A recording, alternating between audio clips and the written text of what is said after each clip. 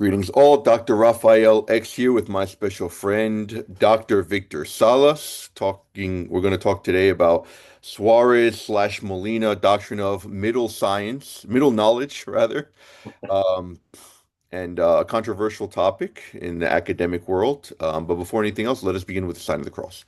In the name of the Father, and of the Son, and of the Holy Spirit. Amen. So please subscribe, click on the like button, notification button, all that good stuff.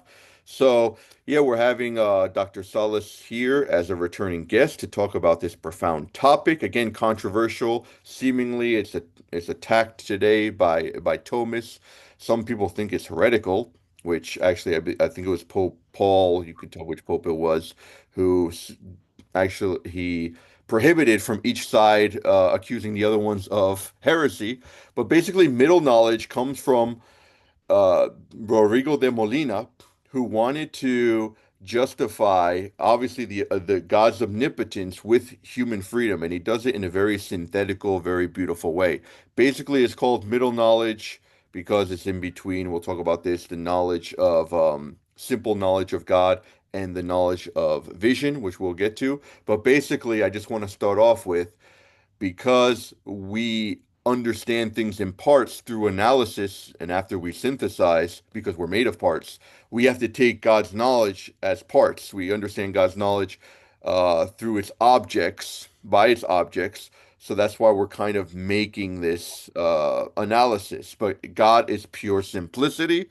There is no parts to his knowledge, but this is just a necessary way, according to our condition, to understanding them. So, all right, Dr. Salas. So, middle knowledge, yes. What in the world is that?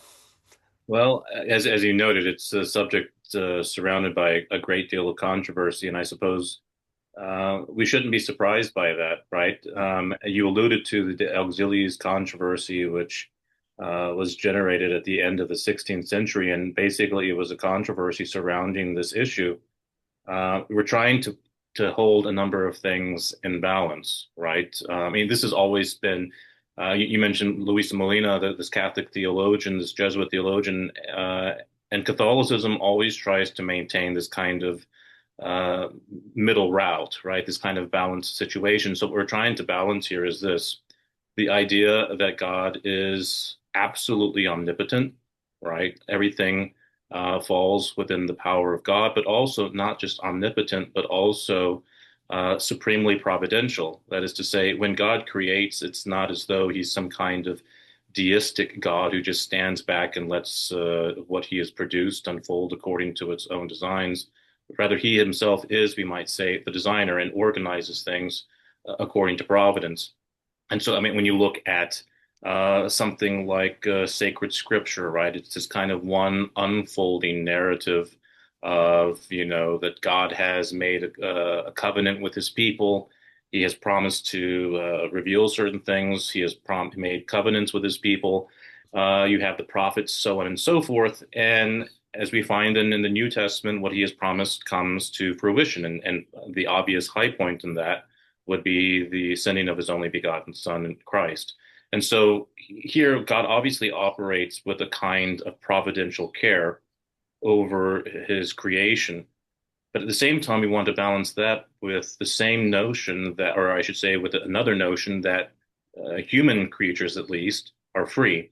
That is to say, nature itself operates at times with a certain kind of necessity, right? So if you take an acorn and you put it in, a pot of soil with water and light, necessarily this acorn will act according to its nature. It'll send down roots, send up shoots, and without any impediments, right, it's going necessarily to become an acorn.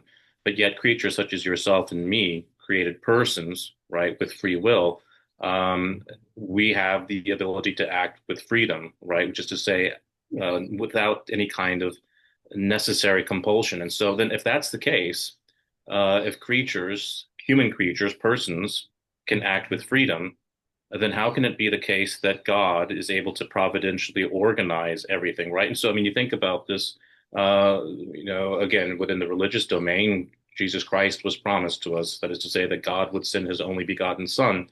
Um, and yet, at the same time, when you look at the Annunciation, in which case Our Lady was made known by the angel Gabriel that she was to conceive, At the same time, this was a providential act, right? God uh, fulfilling his promise to send his son. It's a providential act, but it's also a free act because Our Lady says yes, right? And so how do we organize? How do we balance off of these two claims? And so a variety of theologians have attempted to give an answer to that. The most famous being, of course, on the one hand, you have the Thomists, right? And as we know, the term Thomist can be kind of a broad label that can be somewhat ambiguous, right? Just because a Thomist maintains something doesn't necessarily mean that Thomas Aquinas himself maintained the same. Okay, but we can leave that to the side. You have the Thomist position, who really emphasize God's providence in this, and that God knows how the future is going to unfold because of the graces, the efficacious grace that He's going to supply.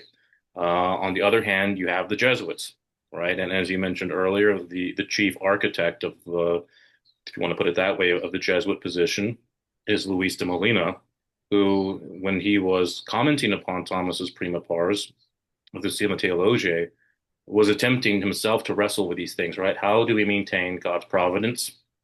How do we maintain human freedom? Okay. And those might be the issues that pertain simply to philosophers of religion, right? Just pure philosophers of religion who are interested in the notion of a providential God and human freedom. But then on top of that, you add theological issues such as grace, right? Such as efficacious grace or sufficient grace. And that really, adds a great deal of complexity to an already complex situation. And so this is where Molina comes along and tries to say, okay, um, beyond what God naturally knows, his pre-volitional knowledge, I think you called it insight, right? This kind of pure natural knowledge that God has. And between that and his knowledge of vision, what he has actually created, right? So, and again, as you also mentioned at the beginning, right, these are just kind of logical distinctions. There is no temporality within God, there are no parts within God, but these are simple logical distinctions. And so there is the knowledge that God has of eternal truths, right? And then there's the knowledge that he has chosen to create you and me, and he has chosen you to act in a certain way, me to act in a certain way. He knows right now that you have a jacket on with a blue t-shirt underneath it. He knows that I right now have a reddish button-up shirt, but you could have been wearing a tuxedo and I could have been wearing a clown outfit today, right? So, but we didn't, right? And so between then this necessary natural knowledge of God and this knowledge of vision, then is what Molina describes as middle knowledge, right? Which is to say, kind of knowledge of counterfactuals of what could have otherwise been the case. And so, with all of this in mind, then Molina thinks that God is able to act in a certain way that accommodates human nature, but also realizes his providence, which is to say, God knows in a certain situation whether or not you're going to accept his grace. And so can, at least someone like Suarez would say, proportion his graces to that. So middle knowledge, then we can just say, is this a tool meant to try to balance divine providence together with human freedom. Right, right. And as you mentioned, God knows from all eternity and in an infallible way. I like to call it in Spanish they call it futurible, Mm-hmm. futurable. I don't know if they have, I think Neutral. they Yeah. call it counterfactual also, Yeah. which it mixes the future and possible into one word, futurable. So he Right. kind of knows these, but it's not with because the object of God's knowledge is his essence. So, Mm-hmm. but it's not in the sense that it's not causal knowledge. So these are distinctions that are necessary to put because God is not contingent. Right. And we're saying that he knows these future free acts of man, what they would do, the conditionals necessary, what they would do with these future possibles, um, in a way that is apart from his absolute decree. Mm-hmm. So it kind of ties to his doctrine of, I believe this Molina's doctrine, and before I call him Rodrigo de Molina, I meant to, that's actually a priest, a friend of mine, uh, Luis de Molina. Right. Yeah. Um, it's actually, it ties to his doctrine of simultaneous concourse. I think Mm-hmm. I'm saying that right in English. Simultaneous concourse is which God from all eternity has decided to give his indifferent sustenance to all, including evil acts, to all those creatures in order to allow them to sustain their free acts. Kind of like this indifferent decree. Now, how does this, now there's the question, which I kind of answered, but the main problem of the Thomists, and this is where the De Auxiliis polemic comes in, does this diminish the omnipotence of God? Is God dependent on us? I think the Thomists are not really satisfied with God saying, well, this is what they would do in the future. Therefore, this is possible. So I just know what they would do, because the Thomist position is God kind of predetermines us, physical predetermination, which is actually Mhm. pretty radical, it sounds. Yeah. God has physically predetermined us to act thus, and at the same time, God causes our freedom, Mhm. which they kind of just throw in there. The Jesuits like, wait a minute, you're just kind of throwing in freedom here. But what is the Thomist real objection here? If we can expand a little bit on that.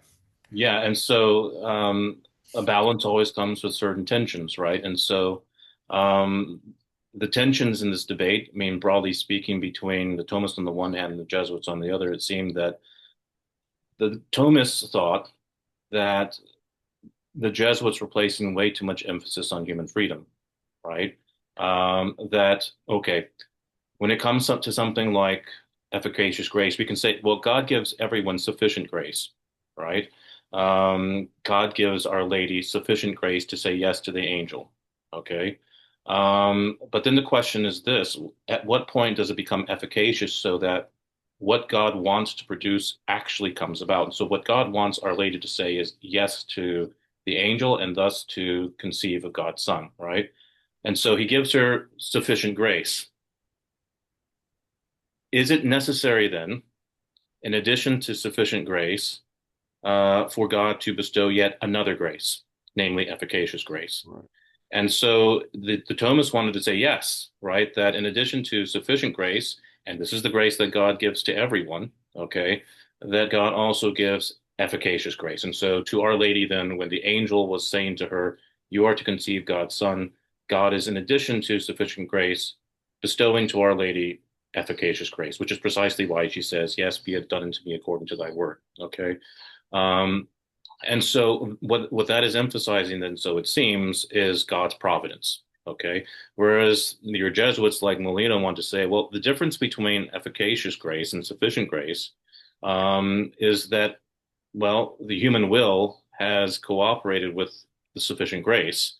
And so the Jesuits would say, well, look, God is giving Our Lady the sufficient grace to say yes, and being told then by the angel that she's to conceive of God's Son, she cooperates with that sufficient grace. And in cooperating with that sufficient grace, it becomes efficacious, right? And so it's the human will that determines the difference.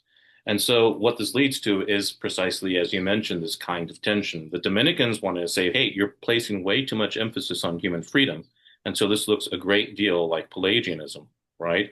Whereas to say, you can pull yourself by your own bootstraps. And so you don't need grace. It's simply an act of the will, which obviously is a kind of misrepresentation of what the Society of Jesus, the theologians were saying. But on the other hand, your Jesuits say, well, your Thomists, um, by appealing to this, as you put it, the pre-motion of the will, right? It seems as though they're denying any human freedom whatsoever. And so their position looks a great deal like Calvinism. And so this is precisely why both sides, the Jesuits and the Dominicans, were accusing the other of being heretics, right? Either Calvinists or Pelagians. Now, one of the things I like about the middle knowledge is that God does everything does happen according to his providence, because God does put, because he knows what man is going to choose. So he does put man in circumstances in which he freely chooses those acts. So there is a moral motion by God in a sense, not that physical. The physicality is very much stressed in Thomism, Hmm. which is spot on in many aspects. But here, the problem is physicality. I mean, there's a necessariness, if you will, a Right. necessity that takes away from the liberty. Right. And I think just bringing into the question of grace is spot on, because The Thomists they distinguish they put a real distinction between efficacious grace and sufficient grace. But the Mhm. problem with the it seems like the problem with the Jesuits is that isn't that transition from sufficient to efficacious, isn't that itself the fruit of grace? So it would seem like there would have to the tension is here is like where does human freedom come in grace? It's a mystery ultimately. Beautiful that the Catholic synthesis affirms both apparent contradictions, which they're not, but it's a mystery in a sense to kind of ultimately try to harmonize them.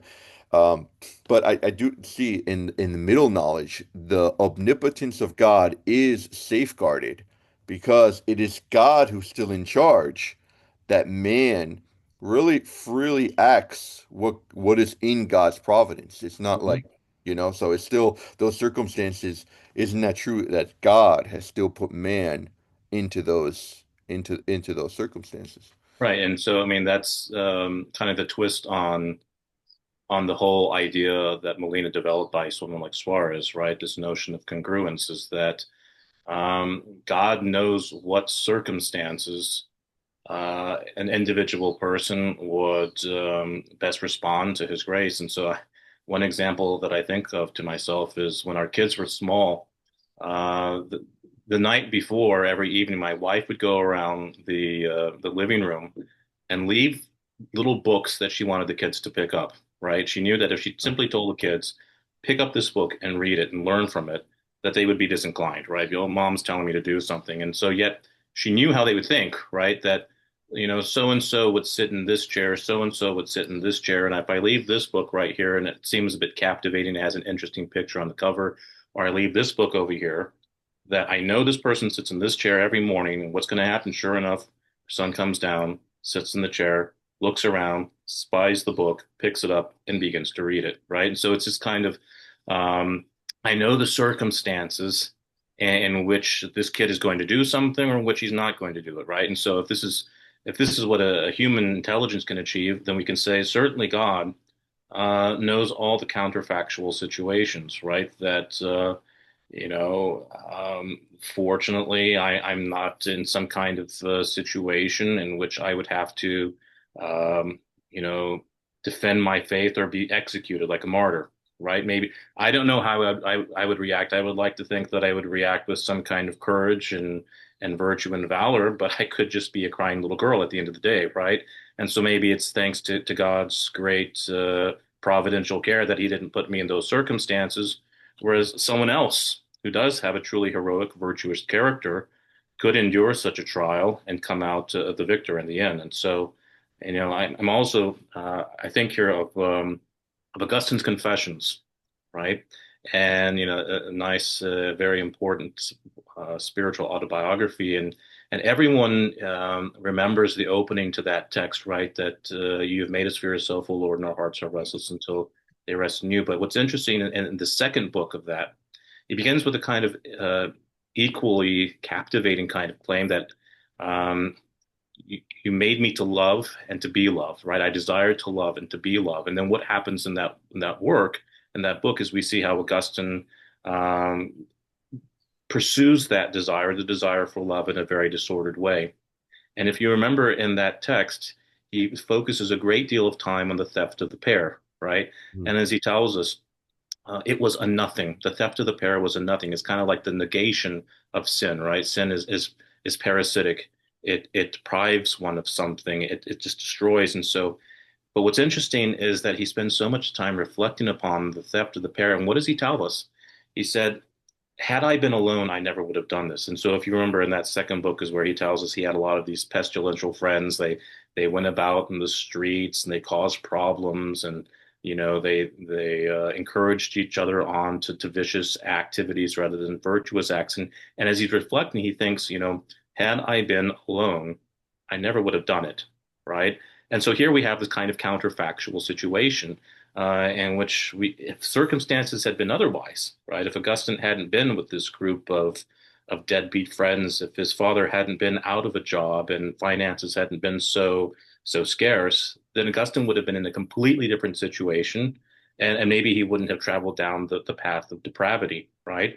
Right. Then again, maybe it's because he traveled down that path of depravity that ultimately he was able to undergo this great conversion and become such a prolific doctor of the church. And so all of this, once again, these counterfactuals fall within the scope of God's divine providence, this middle knowledge that ensures that his providence can be realized in creation.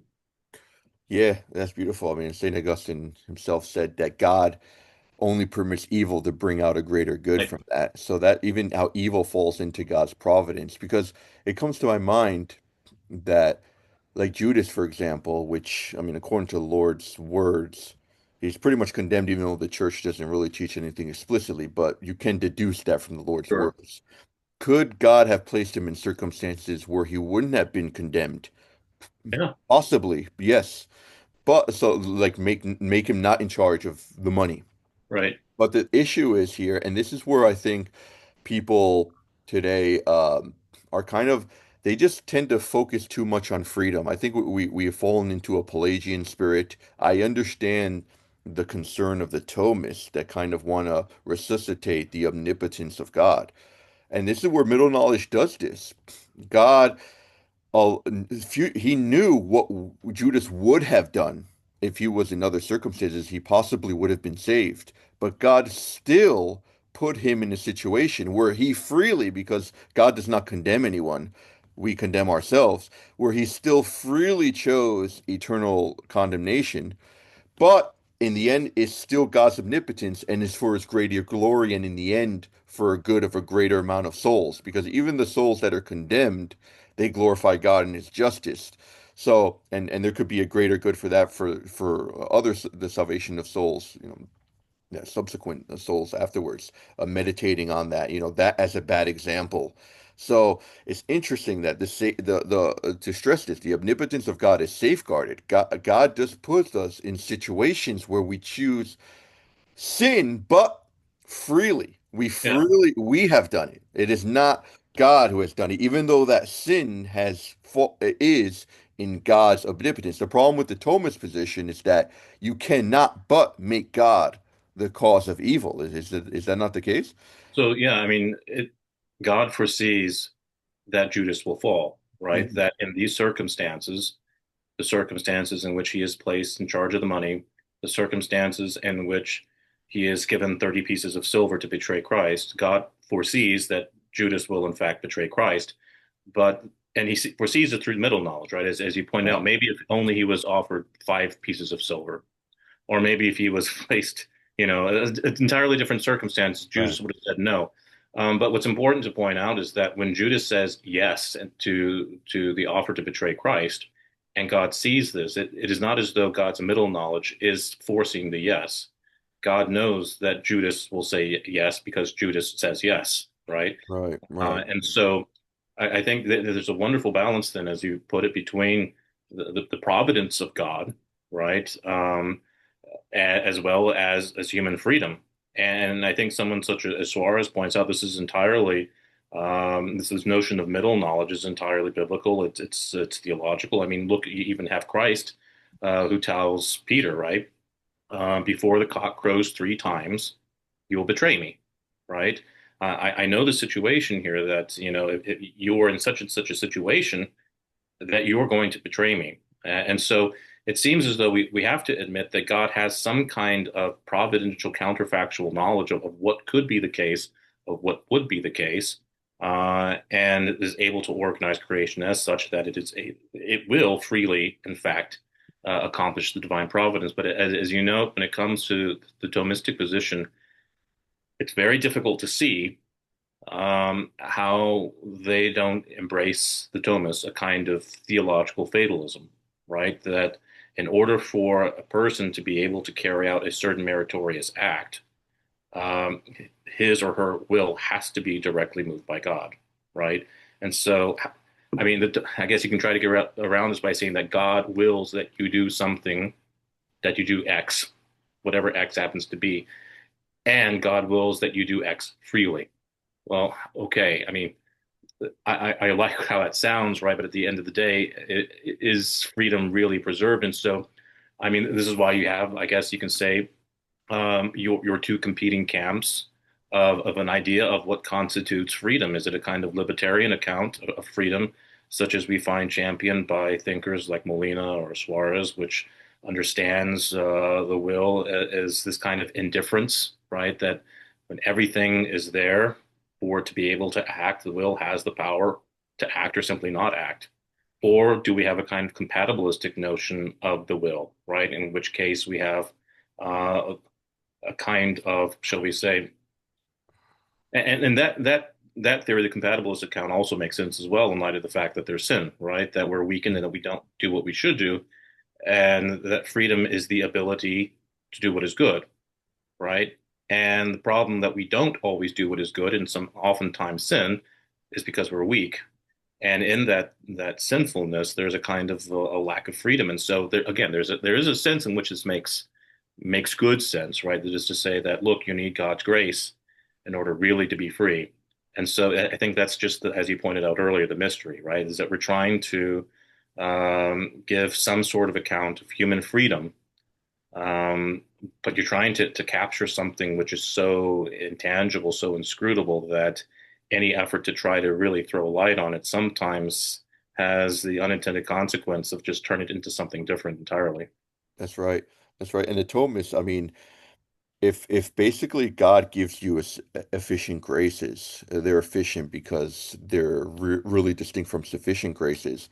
wh- what makes him give efficient graces to some and not to others? Now, of course, God Right. can give more graces to others than, God can give merely sufficient grace, but if that's not enough to save you, then God is the cause of your condemnation, which is actually absolutely condemned. So I think the Thomist position is they say basically is because what they call negative reprobation. Hmm. Uh, or at least that God, this is what the Jesuits accuse them of. They don't say that those terms, but God basically says, well, you to heaven, you to heaven, you to heaven, you, I'm not saying anything, you to heaven, you to heaven. Now, if they say you to hell, then that would be heretical Yeah. because God cannot, a ferocious Calvinist predestination cannot Sure. predestine someone to hell in that sense.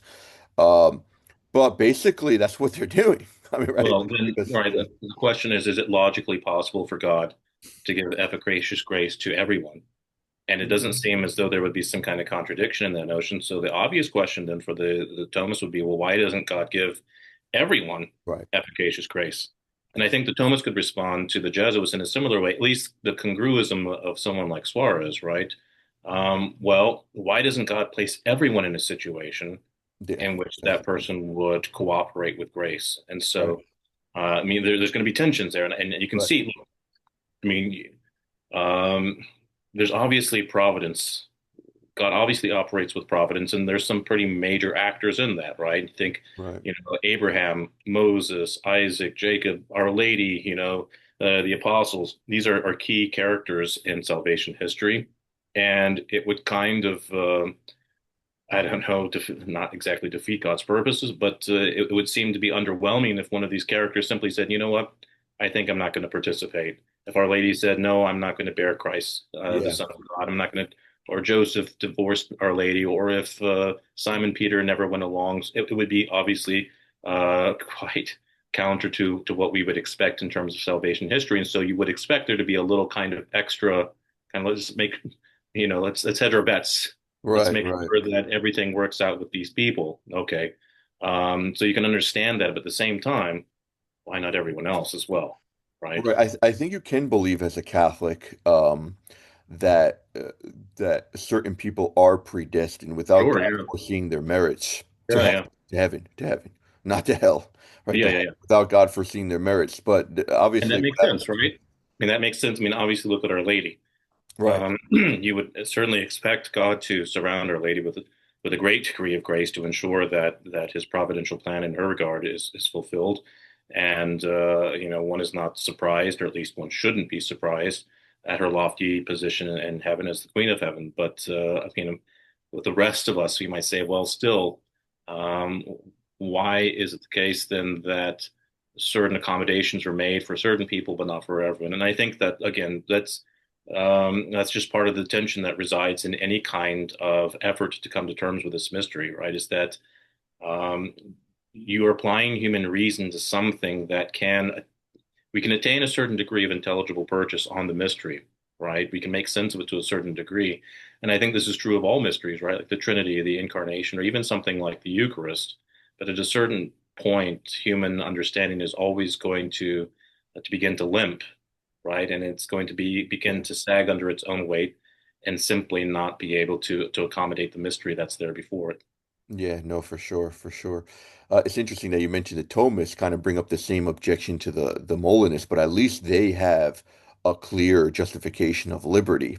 As opposed, they Yeah. both have the same problem in the sense that, well, if God ultimately decides, but they at least even though it may seem just a semantical, maybe it's just the semantics. I don't know, but it would seem at least better semantically put that man it freely chooses. Yeah. Like God just puts him in the circumstances that morally, um, well, God knows what He's going to do, obviously, but it's not God that does it, right? As Right. opposed to man who does it. And you see the justification of middle knowledge, as you mentioned, the sacred scripture. I mean, it does exist. God David Kiethar, I think in the book of Samuel, where Saul was persecuting David, and he was in the city of Keilah is I think the name of the town. He was kind of hiding there, and they went to war.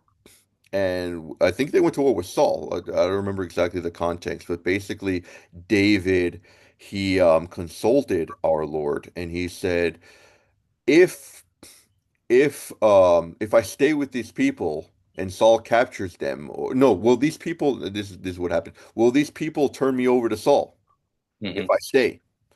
And God said, yes. So he left. So basically, God does know what, so it does exist a knowledge of God, Yeah. of a middle knowledge. What would have happened? This would have happened if you freely stayed there, but it didn't happen. So, it's really interesting because the problem is, a lot of the Thomists say that futurables, they're not in being. They don't properly exist, so they Hmm. cannot be an object, not proper object, but object of knowledge.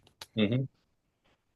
Right. And I think the Jesuits would maintain this as well, right? Suarez and Molina, that the future obviously does not yet exist, but nevertheless, it has a certain kind of being, a future being, right, as it were.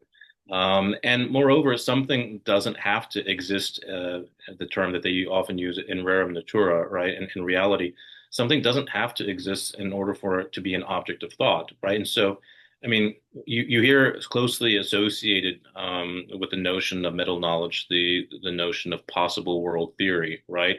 As though you have all of these possible reality, possible world A, B, C, D, so on and so Multiverse. forth, Yeah.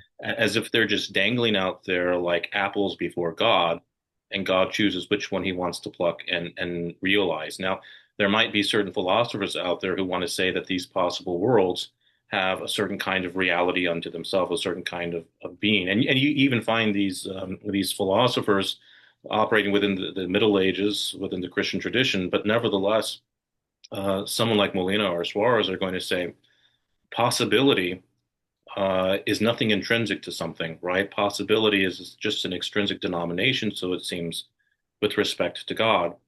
And so all of these possibilia or futurabilia, okay, are just thought objects, as it were, okay? And so even though it's a thought object, it still has its certain kind of truth value to it. Now, you and I, being finite intellects, might not be able to perceive, what that truth value is, but nevertheless, it's still going to have a truth value, either A or not A, right? One of those has got to be the case. And so if it has a truth value to it, then it's not surprising that an omnipotent and infinite intellect, I should say, an infinite intellect such as God should be able to perceive it. And so I think we can say then that the idea of middle knowledge does not commit one to this idea of of an alternative kind of a set of real entities, non-existential entities, kind of just suspended out there co-eternally with God. Right, right. Yeah, and it's really interesting because you speaking, I was reminded of the notion of being. Uh, what is being for Suarez, and what exists and can exist. So there's some type of being to the futurables. I think it applies there, um, which is interesting here. That one of the issues here is that knowledge seems like it affects us, right? When we know something, it is called the cause of our knowledge has been that object which we knew. So we, as contingent beings, we understand knowledge as see, an object causes our knowledge.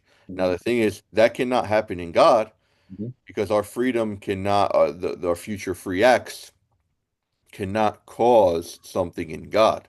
Mhm. So that's one of the objections of Thomism, that it would seem that if God is dependent on our future acts, what we would do, then it seems like there's a certain contingency in God. Mhm. So, Right. And again, I think this goes back to the idea of middle knowledge as not being some kind of um, let's see if this makes sense and tell me if it doesn't. It's not, it is non-existent, obviously, but it doesn't have any kind of non-existential being, right? hmm And so what I mean by this is, this goes back to Avicenna, to someone like the Persian philosopher Avicenna, who said that essence can be of three kinds. If you remember this, okay, it says this in his Logic. There is essence as it pertains to the individual, right? So the individual horse, Black Beauty, or the Right. individual horse, Foundation. Seabiscuit, right? hmm The essence as it pertains to the universal, okay? And then there's just the essence as it is in itself. And the term he uses there is equinitas, right? Just the hoarseness. Equinitas est tantum equinitas. Hoarseness is just hoarseness. Um, Essence as it exists in the individual and as it exists in the mind are both existential to a certain degree, right? They're existentially instantiated in either the individual horse that actually exists hmm or in the concept that exists in my mind that has the character of being universal. Right. But Equinitas, taken just as it is in itself, has no existential reality, and yet it is some kind of being, right? It has its own proper being. Now, Avicenna can say this because he's not committed to a creation ex nihilo as your Christian theologians are. Right. And so, someone like Thomas Aquinas, for instance, is just going to say, well, that essence is just considered absolutely, and it has no being whatsoever. Right. And I think that is true not just of Thomas, but a number of medieval and late scholastic thinkers, including even someone such as Suarez, right? And so someone like Suarez is going to say, look, middle knowledge, which is knowledge of, shall we put it this way, possible essences, okay, is still not attributing any kind of, shall we put it this way, metaphysical reality to these possible essences. What are they then? We can say this: they are just thought objects. They function to terminate God's intention, right? So God thinking about something, God is thinking about some kind of thought object. Uh, and that thought object need not be anything existential in order to terminate God's way of thinking. And so um, just in our own way of thinking right now, okay, what would you do if today you suddenly won $1 million, right? And you can think, well, I'd pay off my house, or I'd take my family out to dinner. Maybe you'd buy a new car, whatever. You can think of all of these things, and none of these things has any existential reality, but nevertheless, they are objects of your thought. And so I think we can say something to that effect is that the divine middle knowledge does not posit any kind of existential reality. The Futuribilia have no being, even essential being unto themselves, but yet they can terminate God's conception, right? And when hmm we say this, we can't help but speak in terms of a kind of causal fashion, right? But here, all we're speaking in terms of a kind of logical connection between certain steps in divine cognition, as it were. And Right.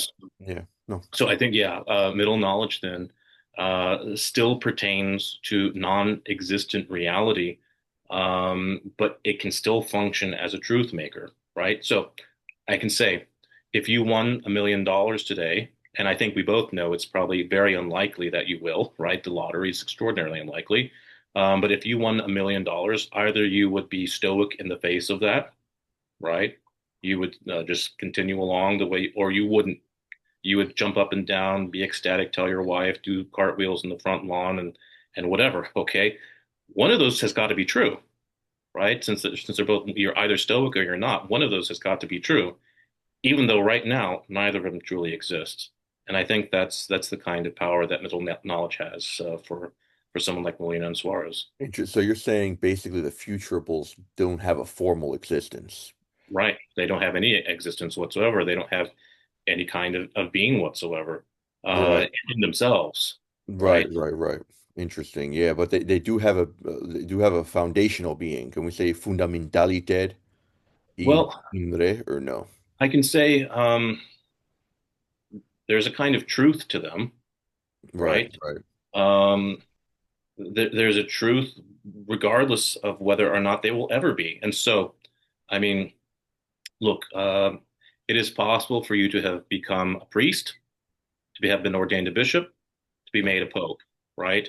And if you were to be a pope, either you would or you would not write an encyclical. Most likely, most popes do, so you could say yes, right? But right, you're married now, right? So that presents a certain kind of impediment to being ordained a priest and a pope. You're never going to be a pope, but nevertheless, it is still true that had you been a pope, you would have or would not have written an encyclical, right? right, And that truth is true, regardless of the fact that you are not ever going to be a pope right, or right. apply for that matter, right? Yeah, and this makes sense that God, I mean, know these things, these counterfactuals, I mean, totally independent from his absolute decrees. Yeah, yeah. They're from his indifferent decrees. And as you said, they're not causal. He doesn't know them in a causal form. He knows them, as you said. In Latin, they say, well, in Spanish, terminativamente, Permanently. terminately, yeah, Yeah. terminatively. He knows them in themselves, kind of like ending because there's nothing more to them, but that they're basically so they don't cause him, they do not take away, they don't make him a contingent being, but No. rather they're just and this is beautiful because I think I mentioned this at the beginning, the simultaneous concourse from all eternity with his indifferent decree. God has decided to give his concourse to all men for their free acts. So basically, because what sustains a free act? God, but God is not determining that free act. So when I decide to do something free, at the same time, there's a beautiful concourse, this beautiful kind of Suarez Molinist principle of Concordia. It's the name of his work, the simultaneous concord. At the same exact time where I decide to do something, God has provided his substance. So there's not a pre and there's not a post, of course, because God is the first cause of all things. But there, even in the sinful act, God has given me his simultaneous concord to sustain that act, which I freely do because it's the concourse is the simultaneous of both of them going, even if it's sinful. So God is the cause of that act as act, but not as sinful, Mm, because I'm able to kind of deviate in a sense from what God would intend me to do, or what I'm supposed to do in that, or what I'm right. supposed not to do. And yeah, so you see that kind of related there, right? The simultaneous concourse. Am I saying that right in English? Yeah, yeah. Of course, yeah. Yeah, simultaneous concourse, and it totally is contrary to the physical predetermination, because it's basically they would say as God is pre has decided to determine us, he physically moves us, and then yeah, he causes our freedom also. So freedom is thrown in there also, but at the same time, Mm. it's like, wait a minute. The problem, what is the problem with the Thomas? Is it the pre or is it the physica? What is the issue I, here with the I Thomas? Or think both? as the Jesuits would see it, the difficulty is in what way am I free, Right, right? And so right, if um, I think one example we might consider is something like, okay, um, as we know, the Thomists are going. I mean, see, and when we speak of problems here, we have to be careful because, as we know, the conclusion of the De Auxiliis controversy is that both positions were that's right. orthodox, right? Were were legitimate theological positions to maintain. So I don't want to go off and poo-poo on the Thomas too much, but we can say something like this. We're both seated in front of computers, and computers have certain kind of natural powers to them, right? That they're capable of computing, processing information, so on. I have no idea how these things work, right? But somehow these devices before us, they have their own kind of the lack. I know that it's an artifact, but we can say their own kind of natural capacities. And yet, when you sit down to a computer, and let's say you decide to write some kind of novel, there you are exercising your own causal efficacy upon the keys of the keyboard, right? Producing script, producing a text. You're working with and through the computer.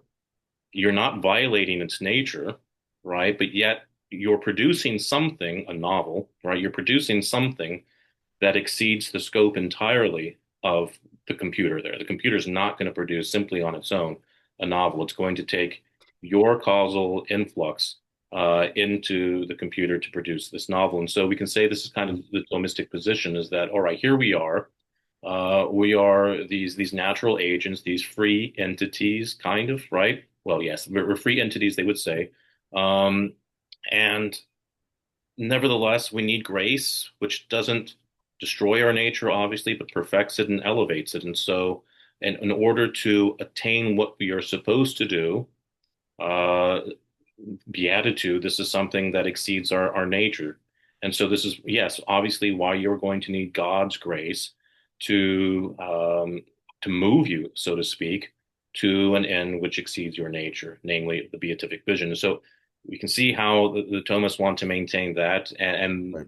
with right reason. I think the Jesuits, on the other hand, it's a difference of emphasis. What do you want to emphasize? Do you want to Right. emphasize divine providence, or do you want to emphasize human freedom? And obviously, we know that the Catholic position is to maintain both, right? Right. Right. And so, a difference of emphasis then can't simply be just an exclusion of the other entirely. Right, right. Yeah, no, that makes sense.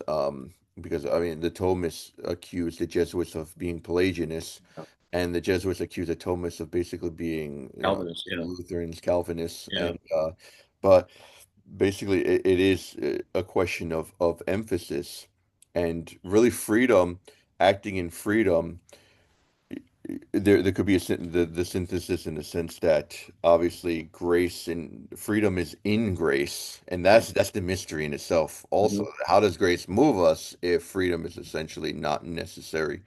There is no movement that doesn't pertain to me, but grace enhances that freedom in a sense. And we cannot be saved without grace. That's the Mhm. basic Catholic position that we need grace to be saved. We cannot save ourselves through our own freedom, but that freedom working in the principle of grace does produce with supernatural merit. Saint Alphonsus would add on the supernatural intention, but basically doing solitary works, doing good works with the principle of grace freely is becomes supernatural. So it's kind of like an atheist can have moral virtues, but those moral virtues aren't salutary for his salvation because Right. it's not supernatural. But if that person converts and gets baptized, then those same moral virtues get a supernatural kind of effect. They become solitary and they aid him. And those even moral virtues have kind of maybe,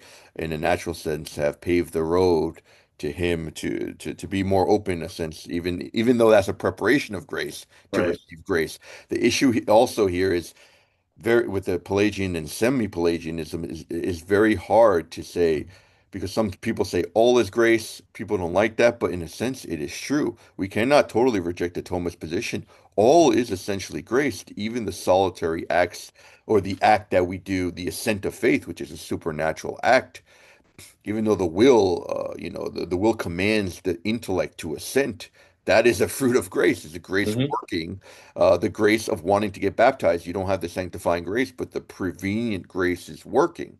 So Hmm. it's, in a sense, it's, the first grace is not merited. So that is Yeah, really, yeah. I mean, that's basic. That's against the semi-Pelagianists. So you're right. We totally cannot deny the Thomistic view. And kind of, I want to end with this because um, one of the major objections is that God knows he knows everything through his divine essence, right? So as he knows it in his divine essence. So really, the object of his knowledge is his essence. What I want Mhm. to say. So basically, how does if the future, the possible is there, what men will freely do, how does that fit in? Mhm. And so I think, yeah, I mean, that's always been the question is, well, if we have a God that somehow relates to us, God has to know us in some sense. And so, as you pointed out, the way humans know is by means of dependence. My knowledge is actualized by something other than me, which I then know. And that would obviously be unfitting for God, who, being pure act, couldn't be actualized by anything other than himself, being the first cause, couldn't be an effect of some other kind of cause producing knowledge. And so the thought has always been, okay, God knows his essence. God's essence is the primary object of his knowledge. And so, in knowing his essence, then he knows all else. That's certainly Thomas Aquinas' view, right? And Thomas is going to say then, in knowing his essence, God knows the way in which his essence can be participated. And so, in knowing his essence, then he knows things other than himself, those things that can participate in his essence. And obviously, what involves a contradiction cannot participate in God's essence. And so anything that is possible then would be an object of God's knowledge simply through his knowing his own essence. Scotus comes along, he's not too happy with that, right? And he thinks, well, if I have these terms of relation of imitation, then it seems as though I'm postulating something co-eternal with God, right? Because a relation or imitation is a relation which involves at least two terms, namely God and whatever it's going to be imitating and imitating God. And so Scotus then has this notion of, okay, God, first of all, knows himself, and then he produces some thought object and esse intelligibile, right?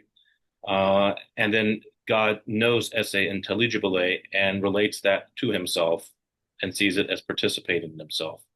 So the point here is that it seems as though God can know something other than himself by knowing himself, but then through producing something in intelligible being, right? And in producing an intelligible being, it is not to produce something absolutely, right? So it is not to produce like a creature, but is simply to produce a thought object. And so I think we can say this that God, first of all, knows himself, that his essence is his own divine object, his own object of knowledge. But then God can also produce thought objects, right?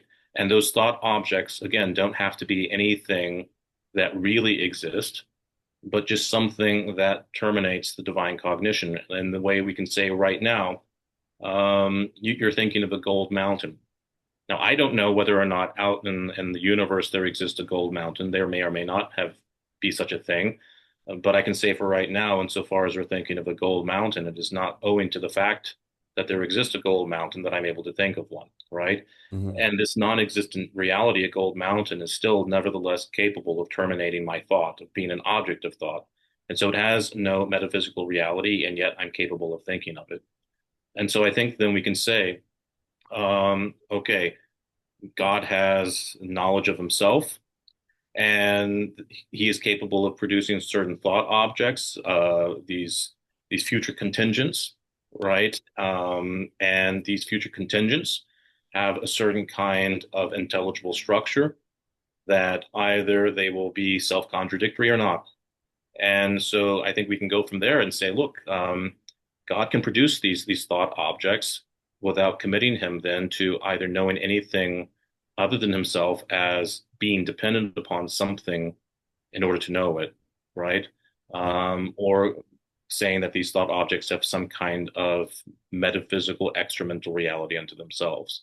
So I think it's possible to say that God knows himself, that's his primary object, but then secondarily, speaking in a term of logical distinction, God can produce these thought objects. Right, right, right.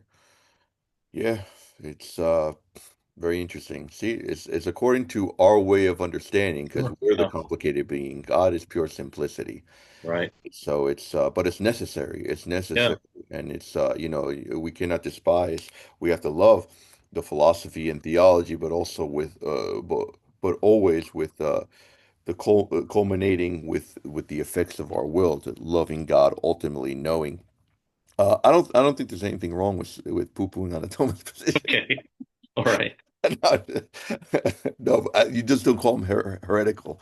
But Right. Yeah. you're right in the sense that we do have to consider the other side. There's so many Thomists today that are basically, you wrote an article on that too, that are basically affirming categorically, like this is wrong. Like this is heretical. It's like, well, yeah, I mean, you could believe it's wrong, but to say it's heretical, now you're going, you're surpassing the judgment of the church. So you have Yeah. to That's the consider problem. that. What was it, Pius? What Pope was it? Paul, Pius the Fifth. Paul or No, Pius? it's yeah, Paul the Fifth. Paul the Paul Fifth. the Fifth. It was Paul the Yeah. Fifth, right? All right. Well, excellent. This has been great. Hopefully to have you on any future topics, especially regarding Suarez. I'll give you the last word if you want to add anything for the viewers. Oh, I think last word is that we're dealing with a mystery, right? Yep. And dealing with mysteries, it's very difficult to go right and very easy to go wrong. That's right. Yeah. That's right. Very good. Yeah. As a teacher, some teachers have that. I've done this myself. When there's a really difficult question, you can always say, "That's a mystery. That's a mystery," which in a Right. sense it's not a cop out. It could be a cop out, but it shouldn't be a cop out, right? In the sense that obviously we can't go too deep into it, but obviously for the other extreme, we shouldn't be lazy to not really expand to increase our theological knowledge using philosophy as applied to our faith. All right, very good. Well, thanks for coming on, and Thank you. God bless you. Yeah, until next time. Thank you very much.